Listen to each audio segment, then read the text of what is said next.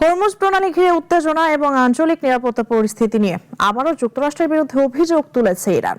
দেশটির পররাষ্ট্রমন্ত্রী আব্বাস আরাগচির দাবি, ওয়াশিংটনের সমঝোতা ভঙ্গই বর্তমান সংকটের মূল কারণ। এদিকে ইরানে একসঙ্গে হামলা করল বাহরাইন ও কুয়েত। বিস্তারিত ডেস্ক রিপোর্টে।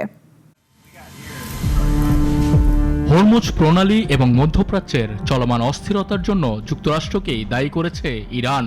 দেশটির পররাষ্ট্রমন্ত্রী আব্বাস আরাগচি বলেছেন, ওয়াশিংটনের সমঝোতা ভঙ্গের কারণেই এই অঞ্চলে বর্তমানে সংকট তৈরি হয়েছে।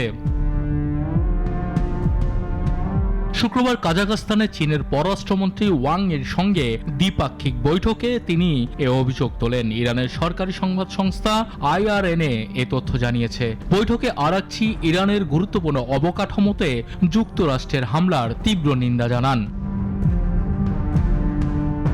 তার দাবি, এসব হামলা ছিল চরম নৃশংস এবং আন্তর্জাতিক আইন অনুযায়ী যুদ্ধ অপরাধের শামিল। ইরানের পররাষ্ট্রমন্ত্রী আরো বলেন, ওয়াশিংটন ইসলামাবাদ চুক্তির ৫ম অনুচ্ছেদ অনুযায়ী ইরানের দেওয়া অঙ্গীকার বাস্তবায়নের প্রক্রিয়ায় বাধা সৃষ্টি করেছে। তার অভিযোগ, ওই চুক্তির শর্ত লঙ্ঘনের ফলেই হরমুজ প্রণালী ঘিরে উত্তেজনা বেড়েছে এবং সাম্প্রতিক আঞ্চলিক সংঘাতের সৃষ্টি হয়েছে।